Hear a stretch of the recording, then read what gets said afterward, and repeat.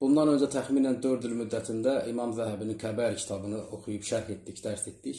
O ümmətə xas olan, müsəlmanlara xitab olan bir elmdir, Kəbair. Müsəlmanlar böyük günahları öyrənməlidirlər, tərk etməlidirlər. Bu isə Kəbairdən daha mühüm, daha öncə olan İslamın əslini öyrədir, tövhidi öyrədir, la ilahə illallahı öyrədir. Müsəlmana vacibdir ki, bunu öyrənsin, bunu daim təkrarlasın, daim dinləsin. Və bu yazılan şeylər müsəlmanlara vacibdir ki, bunu bu müşrik qövmün içərisində yaysınlar. Elə bir ki, bir susuz qövmün içərisində kimlərsə bir quyu tapıblar, nə etməlidirlər ondan? Başqalarına da ondan ikram etməlidirlər. Şirk əhlinin içərisində, müşrik qövmün içərisində, hansı ki, quburlik var bu insanların, la ilahe illallahla bağlı heç anlayışları doğru deyil. La ilahe illallahın mənasını bilmirlər, qəbirlərə ibadət edirlər. Və bununla da beraber özlərini İslamda zənn edirlər. Belə qövmün içərisində iman edən müsəlman yerində sakidim, mən iman etdim, getdim, evimdə oturdum, mən bildim, bəsdir, mən cənnətə girərəm, kim ara gedir, yesin. Belə olmalı deyil. Bilirsən, sənə çatıb, sən də yay. Özün anlada bilmirsən, anladanın dərsini yay. Qiyamət günü hər kəs bundan soruşulacaq. Hər bir kəs. Sən müsəlman oldun, müşrik bir qövmün içərisində, səni İslam'a dəvət etdilər, sən nə etdin? Sən nə etdin? Müsəlmanların bir yaşayışına baxırsan və sonra onu Qurana, sünnətə qaytarırsan, görürsən ki, çox uzaq bir həyat yaşayırlar.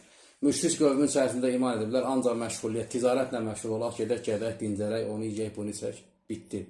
Belə mi yaşayıblar Peyğəmbərlər və ətrafında olan əshabı? Bütün qissələrə baxın Quran-ı Kərimdə. Musanın yanındaşılar, İsa'nın yanındaşılar, Muhammedin yanındaşılar, Peyğəmbərlərin ətrafında olan insanlar və Peyğəmbərlər özləri belə mi yaşayıblar müşrik qövmün içərisində? Yox, görəcəksən ki, başqa tür yaşayıblar. Sən onlar kimi yaşamırsan, onda sən niyə onlardansan? Necə sən müsəlmansan? Necə muvahhidsən? Necə tövhid əhlisən? Belə olmur. Dinləyən, öyrənən, anlayan insan vacibdir ki, bunun üzərində bir səy göstərsin. Gün ərzində müsəlmanı öz-özünə baxsın, bir güzgünün qabağında dursun. Özün üçün, nəfsin üçün, ailən üçün nə qədər vaxt, nə qədər ömründən xərclədin, sərf etdin və Allahın dini üçün nə qədər etdin. Tərəziyə qoysan bir gözü qalxacaq, özünə aid olan, Allahın dininə aid olan tərəfinə baxsan, heç etməmişsən. Bu nifaqdır. Həmçinin vəbaldır. Belə insanlar aza bilərlər. Allah bunu bunların əlindən ala bilər. Niyə? Çünki verilib, qiymətləndirmədilər. 15 ildən bəri Azərbaycanda o qədər tövhid cəmaatları olub ki, hamısı tövhid iddiasında olublar. İçində cihad təmayüllüsü olub, nə bilim, ixvan təmayüllüsü olub, təşvir təmayüllüsü olub, hər cürəsi olub. Baxın sonlarına, yoxdular. Niyə?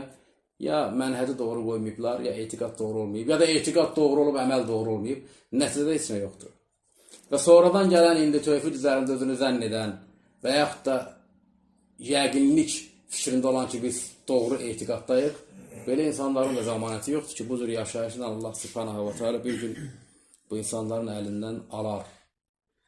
Bunu danışmaq, şərh etmək, anlatmaq, izah etmək bilən adamın üzərinə məsuliyyətdir. Edirsə bunu, danışırsa və bunun böyründə, kənarında bunun nəsiyyətini dedirsə ki, bunun məsuliyyəti nədir, təhlükəsi nədir, bunu da anladırsa, anladanın üzərindən qalxır.